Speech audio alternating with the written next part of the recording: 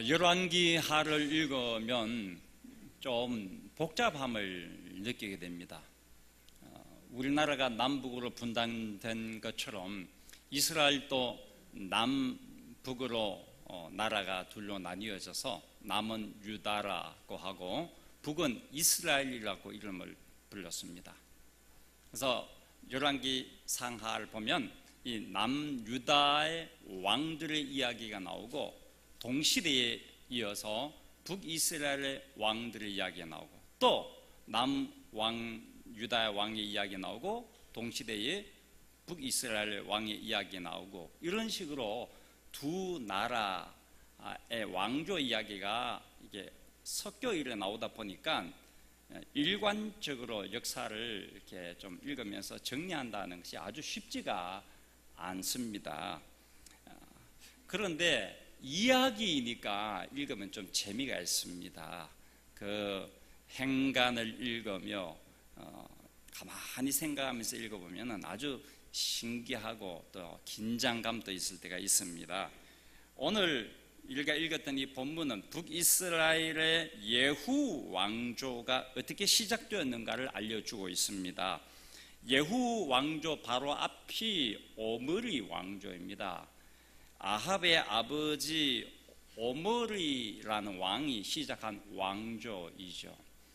이 오므리 왕조의 아들, 오므리 왕의 아들인 아합, 그리고 그 아내인 이세벨은 우리가 잘 아는 바알이라는 우상을 이 나라에 들여와서 전국이 바알을 숭배하게 만든 사람입니다.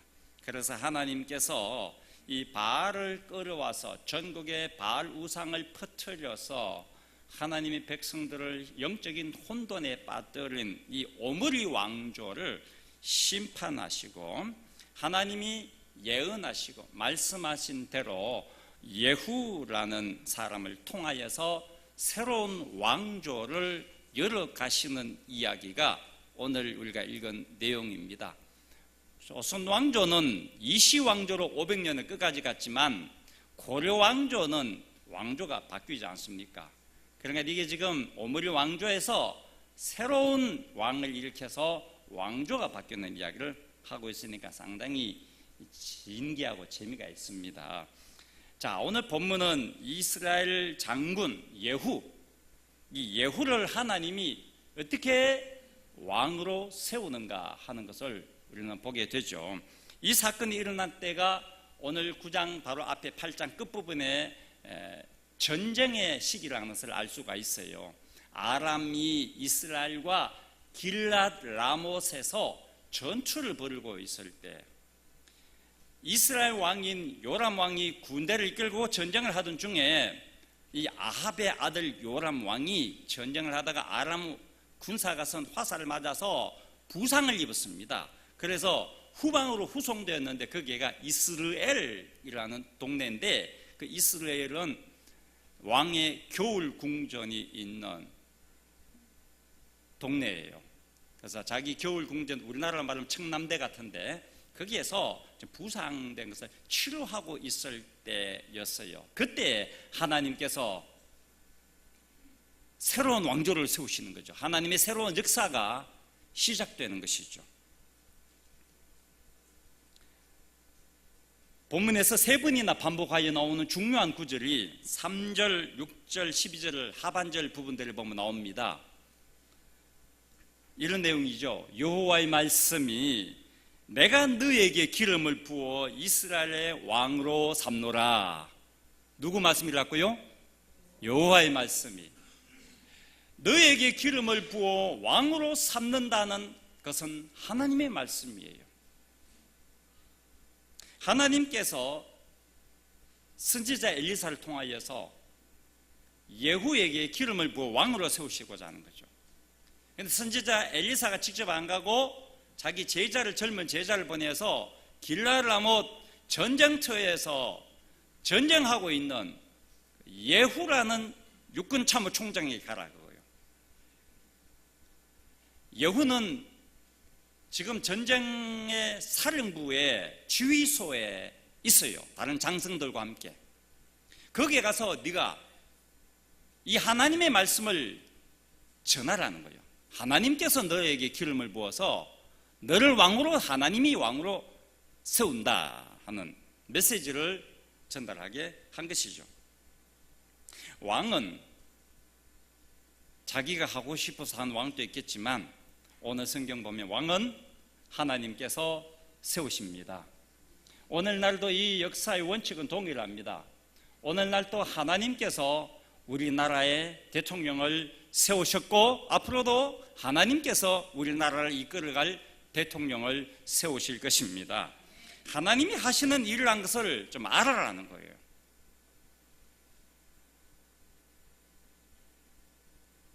세상 사람들은 그것이 그냥 인기, 그 환경에 따라 왕이 되고 대통령이 되고 지사가 되었다고 말하지만 하나님은 보이지 않지만 하나님께서 그를 대통령으로 세우신다는 것입니다.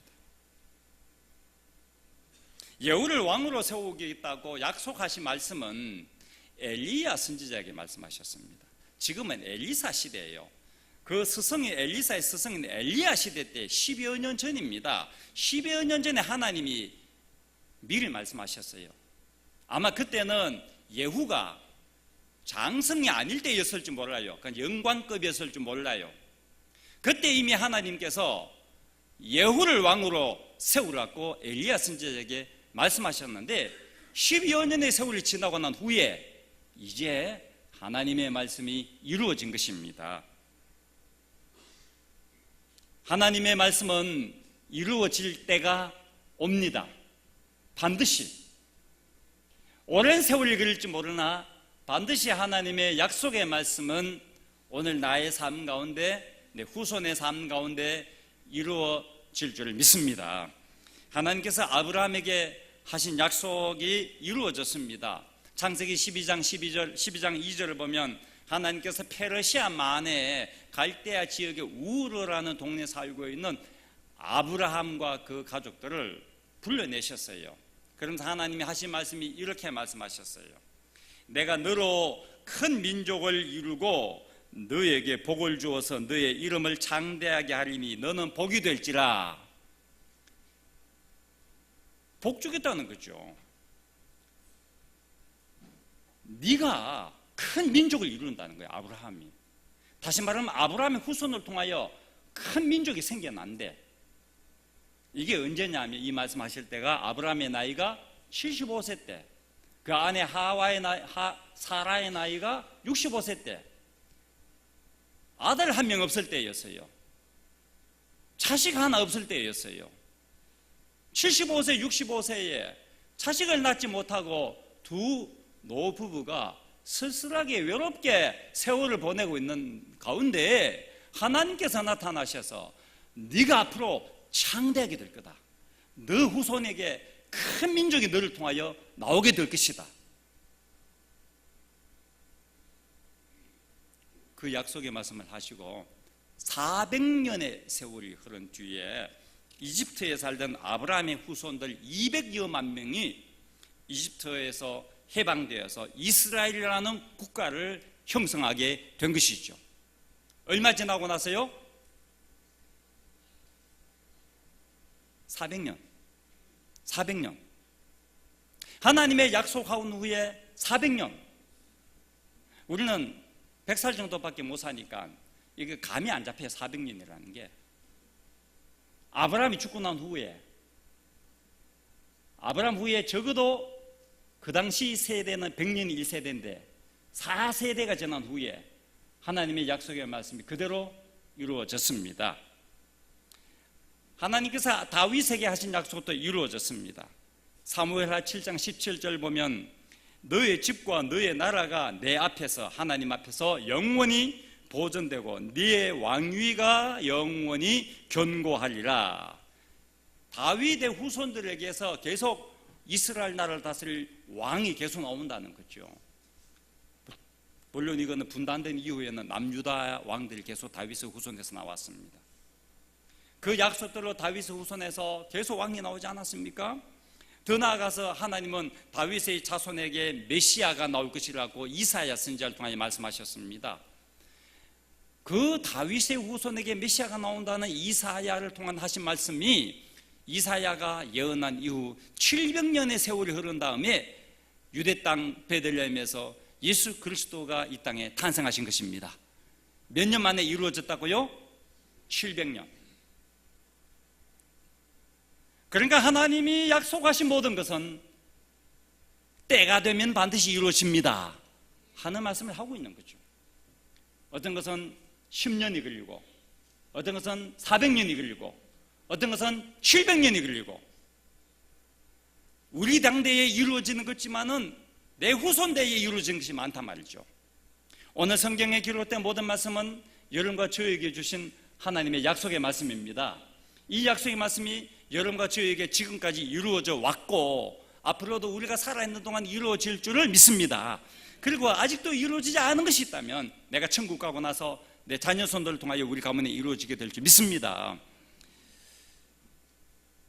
하나님의 말씀을 이루기 위해서 하나님은 하나님의 사람을 준비시키시고 세우십니다. 예후입니다. 여러분입니다. 접니다. 오므리 왕조를 심판하기 위해서 하나님은 예후를 준비하셨고 왕으로 세우셨습니다. 열왕기하 9장 10장 이 이야기가 예후의 이야기예요. 오늘 설교는 이 열왕기하 9장 10장 전체 이야기입니다. 예후가 이 오므리 왕조 아합의 가문을 완전히 멸망시킨 그런 내용의 이야기죠. 앞서 말씀드린 것처럼 아합은 이 아내 이세벨과 함께 바알을 이 이스라엘 땅에 퍼뜨린 사람이에요.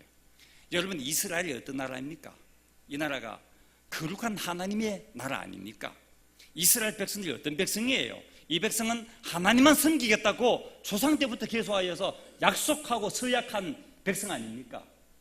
하나님만 섬겨야 될 이 사람들에게 이 아합이라는 왕이 이세벨과 함께 이 바알이라는 우상을 끌어와주고는 전국에 신전을 세우고 이스라엘 백성들이 바알을 섬기게 만들었으니 하나님의 섭섭함이 얼마나 크겠습니까? 예후는 그래서 왕이 되자마자 하나님의 말씀을 이루어 가십니다. 하나님의 도구로 쓰임받게 됩니다. 먼저 이스라엘의 요람 요양차가 있는 부상을 치료하러 가는 이 아합의 아들인 요람 왕을 죽입니다. 그러고 나서 예후가 이렇게 성경 말씀에 열왕기하 9장 25절 26절에 말합니다. 예후가 그의 장관 빗갈에게 이르되, 빗갈은 예후의 부하겠죠. 그 시체를 가져다가 아합의 아들 요람의 시체입니다. 이스라엘 사람 나봇의 밭에 던지라. 네가 기억하려니와 이전에 너와 내가 함께 타고 그의 아버지 아합을 쫓았을 때에, 다시 말하면 이 예후와 그의 부관인 빗갈이 아합 왕의 호위대로 있을 때에 그 이야기입니다. 여호와께서 이같이 그의 일을 예언하셨느니라.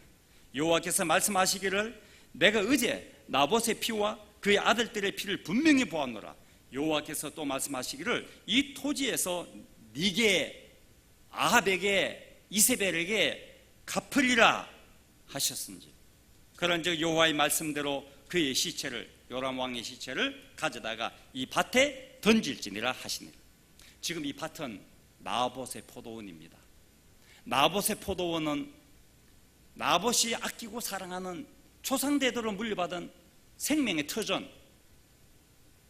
근데 아합 왕과 이세벨이 나봇의 포도원을 강제로 빼앗아 버립니다. 안 뺏기려고 하다 보니까 이세벨은 군사력을 동원하여서, 사람들 동원하여서 나봇과 그의 아들들을 죽여버립니다. 이 나봇의 포도원에서 피를 칠칠 흘리고 온 가문이 죽게 됩니다. 그 죽은 나봇의 포도원의 자리에다가 아합은 자신의 겨울 궁전인, 아까 말씀드린 청남대와 같은 자기가 쉴 궁전을 만들었단 말입니다. 그 자리에다가. 그때 하나님이 아합 앞에 엘리야 선지자를 보내서 아합을 호위하고 있는 예후와 그 부관들이 듣고 있는 자리에서 엘리야가 하나님 말씀을 아합에게 이렇게 전합니다. 네가 아합과 나봇과 그 아들들이 피를 흘린 이 자리에 너 피를 흘릴 것이다. 너야 너의 아내의 피를 이 자리에서 흘릴 것이다 라는 무시무시한 하나님 말씀을 엘리야 선지자가 전합니다. 그 말을 누가 들었습니까? 예후가 들은 거죠. 충격이었어요. 아합 왕이 누군데? 이 말이 얼마나 충격이었냐면 이 예후가요, 승승장구하여서 육군참모 총장 될 때까지 안 잊혀지는 거야. 10여 년의 세월이 흐르는데도 이 말이 기억나는 거라. 하나님의 말씀이 이게 기억나는 거예요. 여호와의 말씀대로 그의 시체를 이 밭에 던질지니라. 요람 왕의 시체를 마봇이 피 흘린 그 자리에 부관들이 던져버린 것입니다. 말씀대로 이루어진 것이죠. 10장에 가면 또 이 사건이 나옵니다. 예후가 수도 사마리아에 있는 귀족들에게 편지를 보냅니다. 아합의 아들이 남아있는데 왕자가 70명이 왕자가 있어요. 사마리아에 있는 수도에 있어요. 그래서 귀족들에게, 이들 왕자를 가르치는 스승들인 귀족들에게 편지를 보내서 이 아합의 아들 70명을 모두를 죽여서 그의 시체를 나에게 이스라엘로 보내라. 70명의 시체를 자루에 넣어서 예후에게 보냈는데 예후가 그 시체를 하나하나 70명 왕자의 시체를 확인하고 난 후에 이스라엘 백성들, 이스라엘에 있는 백성들 모아놓고 이렇게 말합니다. 열왕기하 10장 10절입니다. 그런즉 이제 너희는 알라. 곧 여호와께서 아합의 집에 대하여 하신 말씀은 하나도 땅에 떨어지지 아니하리라. 여호와께서 그의 종 엘리야를 통하여 하신 말씀을 이제 이루셨도다 하니라. 하나님 말씀은 하나도 땅에 떨어지지 아니한다. 다 이루어진다. 그 말씀을 예후가 한 거예요. 여러분, 이스라엘 자손들이 이집트에서 430년 동안 노예살이 할 때에 하나님은 모세를 준비시켰습니다. 이스라엘 백성들은 아무도 몰랐어요. 우리의 고통과 우리의 학대와 우리의 슬픔을 누가 알아주려?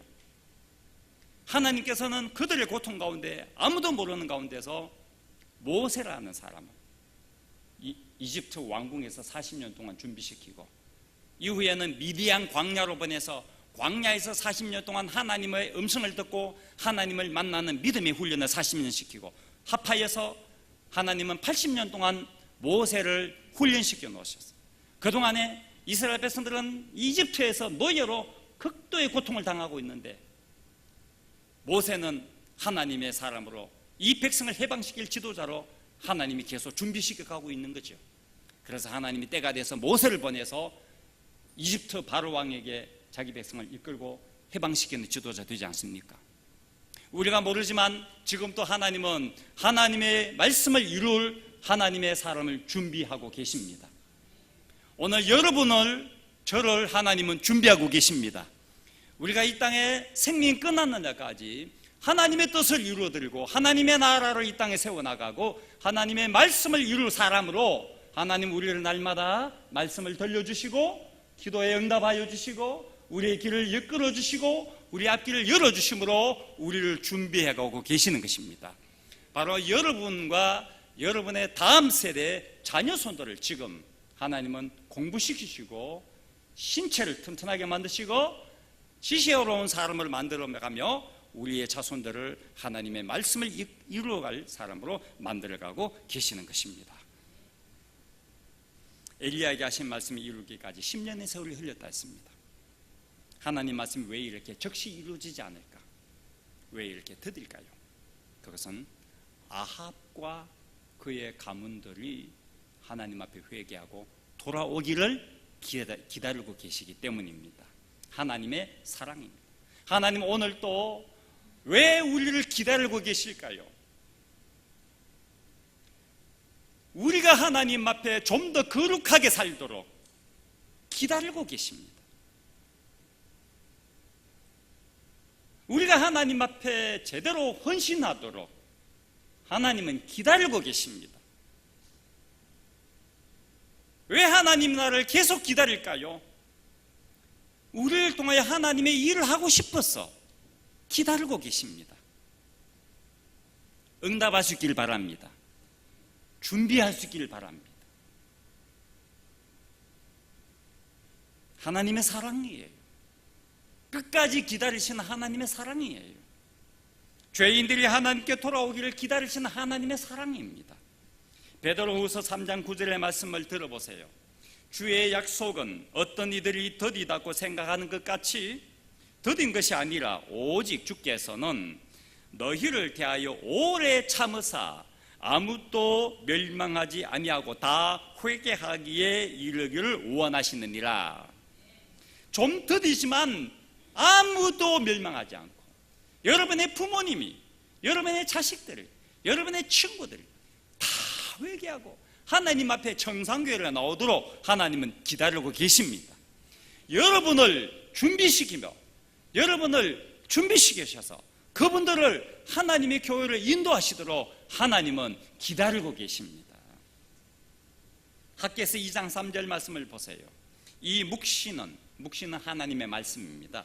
이 묵시는 정한 때가 있나니 그 종말이 속히 이르겠고 결코 거짓되지 아니하리라. 비록 더딜지라도 기다리라. 지체되지 않고 반드시 응하리라. 그래 이어서 이렇게 2장 4절 말씀합니다. 의인은 그의 믿음으로 말미암아 살리라. 하나님의 말씀은 반드시 이루어질 때가 옵니다.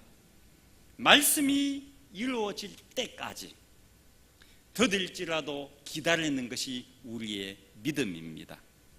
약속의 말씀이 이루어질 때까지 우리에게 주어진 좁은 길을, 십자가의 길을 준비하면서 넉넉히 걸어갈 수 있는 여러분과 제가 되기를 주의 이름으로 축복합니다. 그래서 우리가 이 찬양을 함께 드리기 원합니다. 주님 말씀하시면 내가 나아가겠습니다. 연약한 내 영혼을 통하여 하나님이 일하시기를 원합니다. 내가 하나님 앞에 준비되어서 하나님의 뜻을 이루고 하나님 말씀을 이루는 종으로 쓰임받기를 원합니다. 내 다음 세대가 또 그렇게 쓰임받기 원합니다. 이런 마음으로 찬양을 함께 드리겠습니다.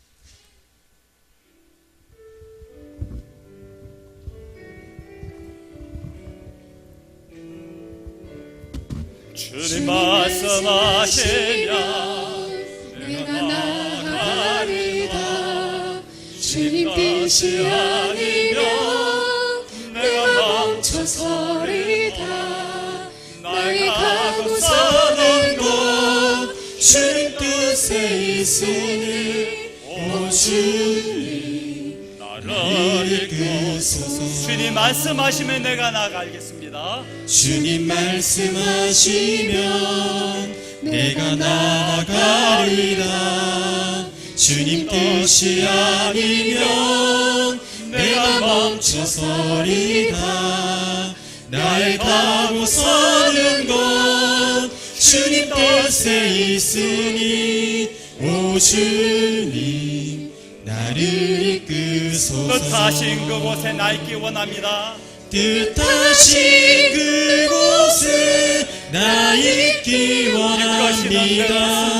이끄시는 대로 순종하며 살리니 연약한 내 영혼 통하여 일하소서. 주님 나라와 그 뜻을 위하여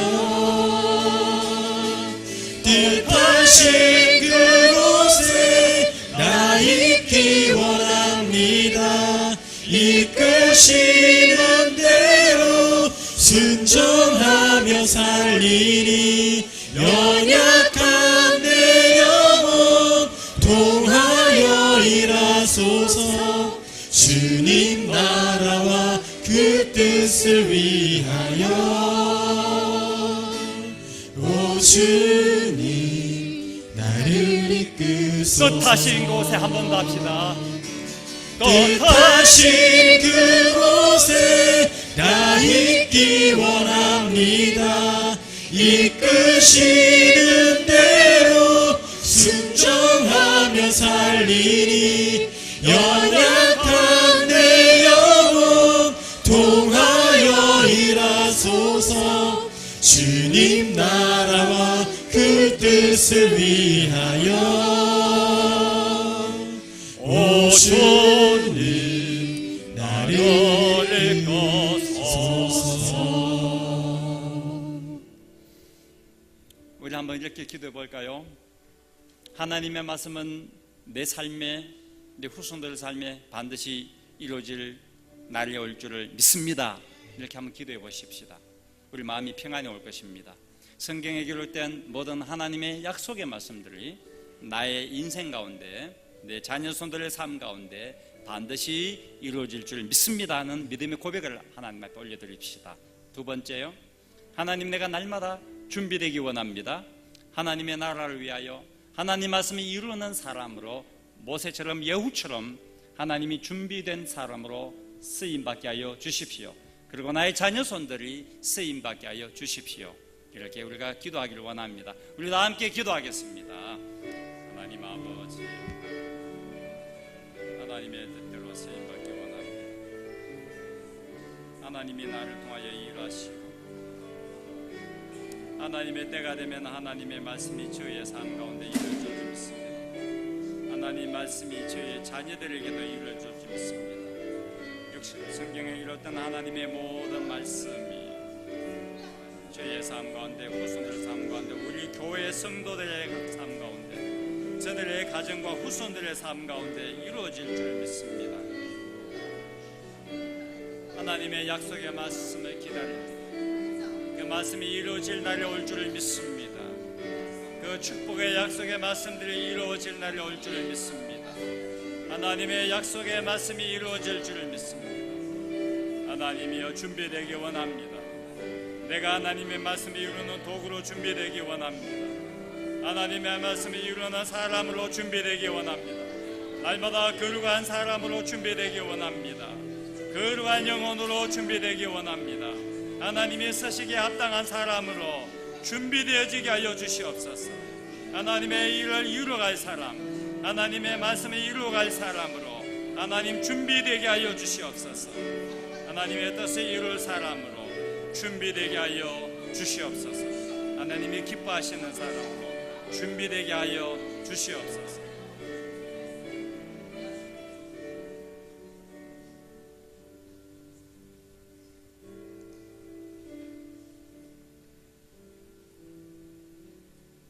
연약한 저희를 통하여서 하나님 말씀을 오늘까지 이루어 오셨음을 감사드립니다. 앞으로도 우리의 남은 여생 동안 성경에 기록된 모든 말씀이 우리의 삶 가운데서, 또 우리 다음 세대 후손들의 삶 가운데서 그대로 이루어질 줄을 믿습니다. 두려워하지 말고, 불안해하지 말고, 염려하지 말고 말씀을 통하여 평안을 누리게 하여 주옵소서. 하나님, 준비되어지기 원합니다. 날마다 거룩한 사람으로, 하나님이 쓰시기에 합당한 그릇으로, 깨끗한 그릇으로 준비되게 하옵소서. 하나님의 말씀을 이루는 그릇으로 쓰여지게 하옵소서. 예수님 이름으로 기도하옵나이다. 아멘.